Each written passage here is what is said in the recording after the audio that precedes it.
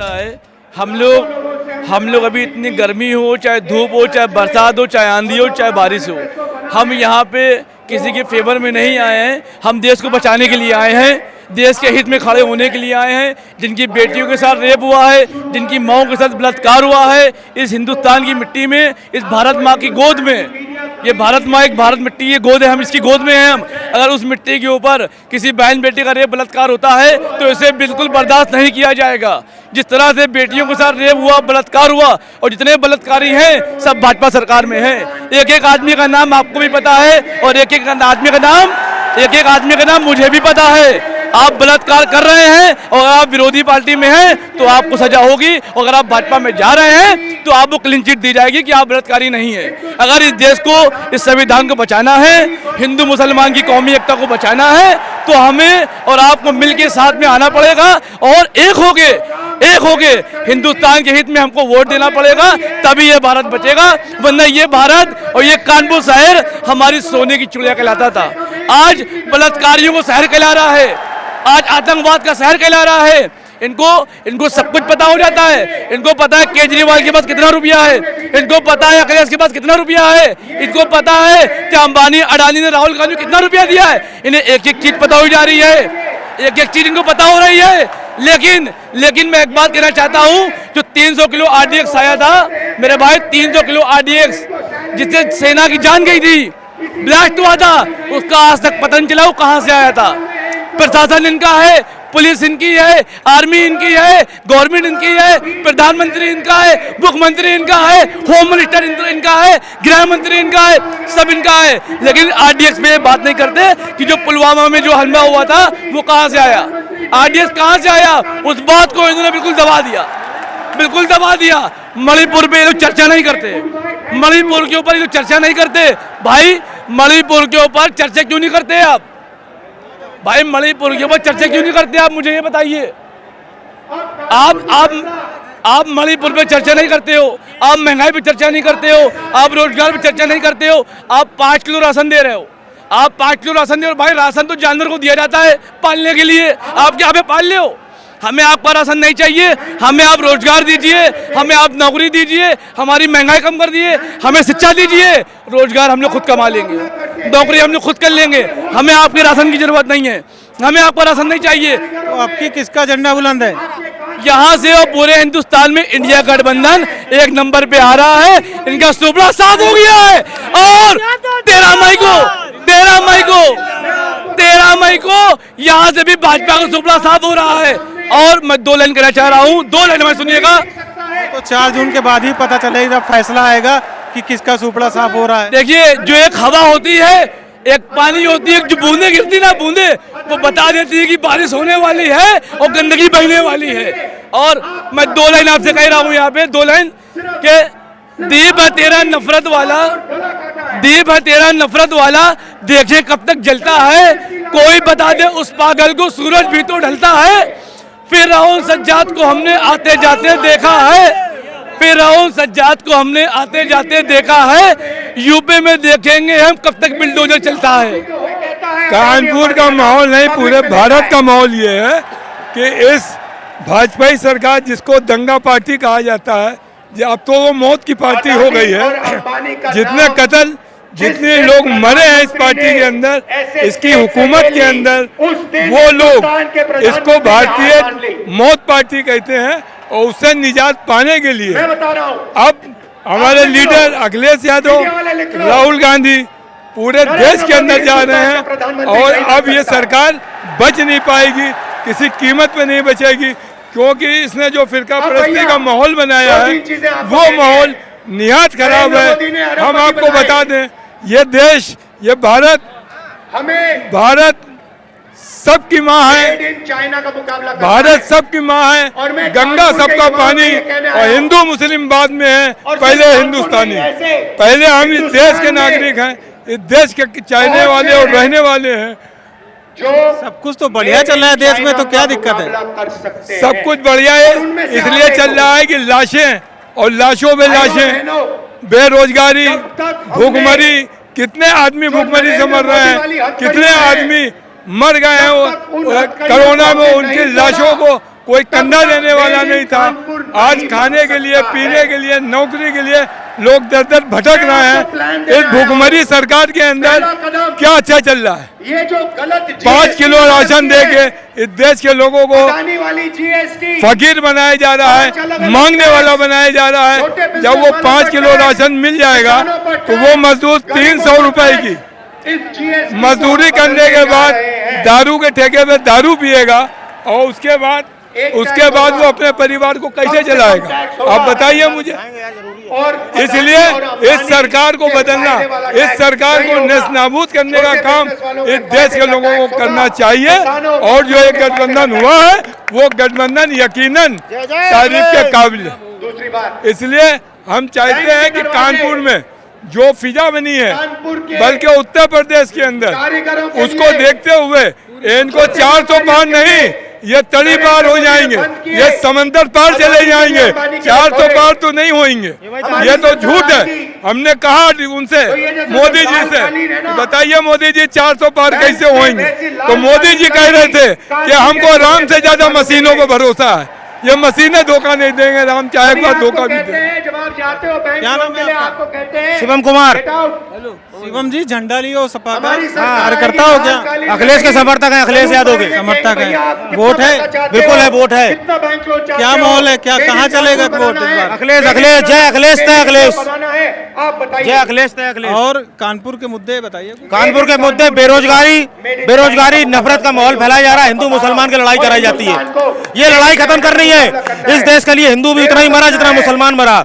अब मुसलमान का भी उतना हक है इस देश में जितना हिंदुओं का है। इस देश में नफरत की राजनीति करना बंद करे भाजपा, और असली समस्याओं पर ध्यान दे और ये नकली समस्या बनाना बंद करे। शिवम, क्या काम करते हो? हम तैयारी कर रहे हैं सरकारी नौकरी की। नौकरी मिल जाएगी?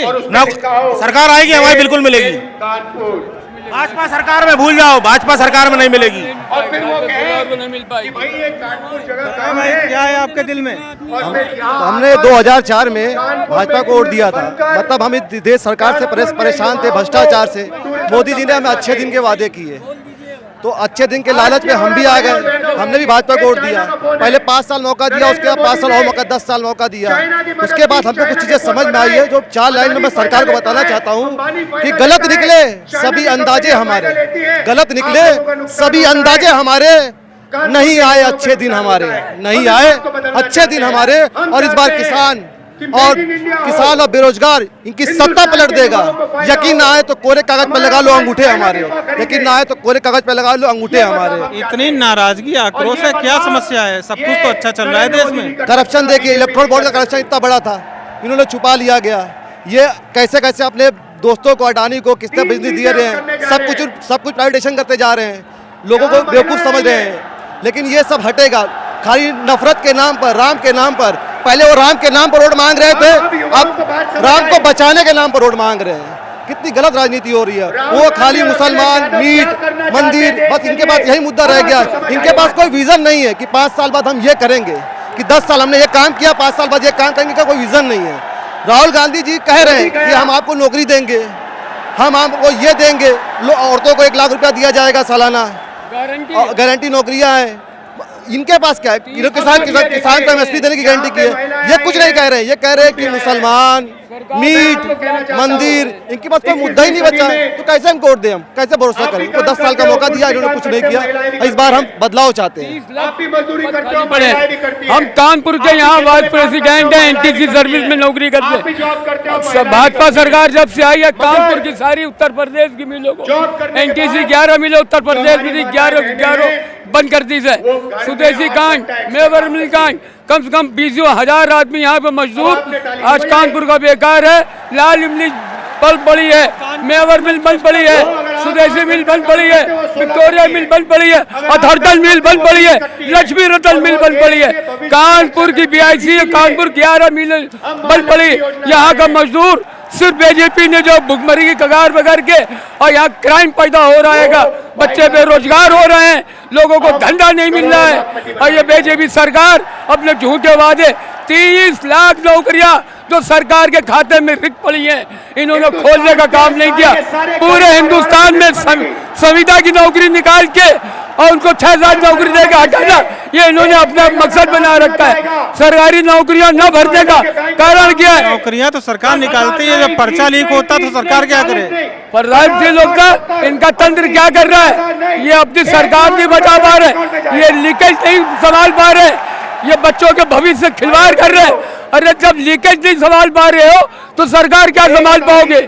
ये बच्चों के जो लीक होते हैं, तुम्हारा मैनेजमेंट क्या है?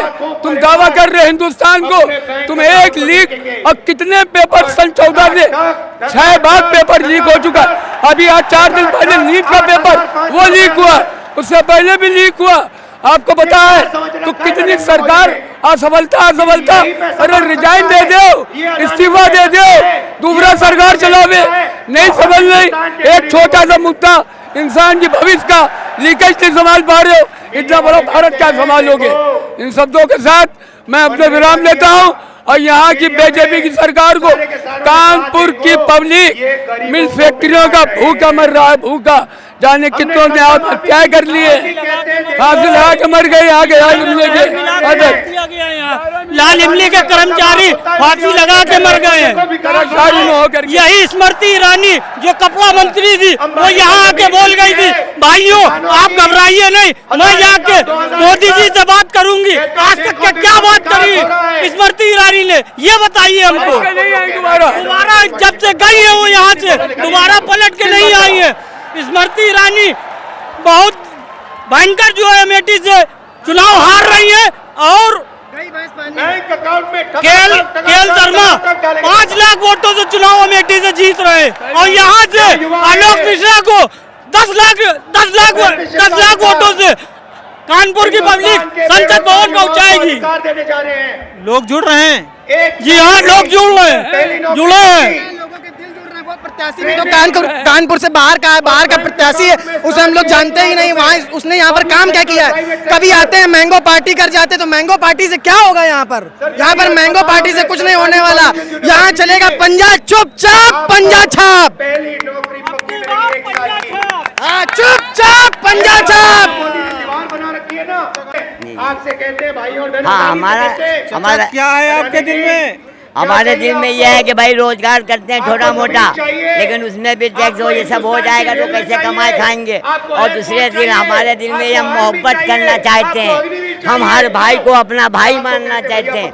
और जो नए भाइयों में फूट डला के तैयार हुई है वो नए नहीं चल पाएगी। कौन फूट डला रहा है? मोहब्बत, चाहे हिंदू हो, चाहे मुसलमान हो, चाहे मंदिर हो, चाहे मस्जिद हो, हमेशा दिल साफ रखना चाहिए। और जिसके दिल में क्रोध पैदा हो गया वो सरकार कभी चल नहीं सकती। कौन नफरत पैदा करा रहा है?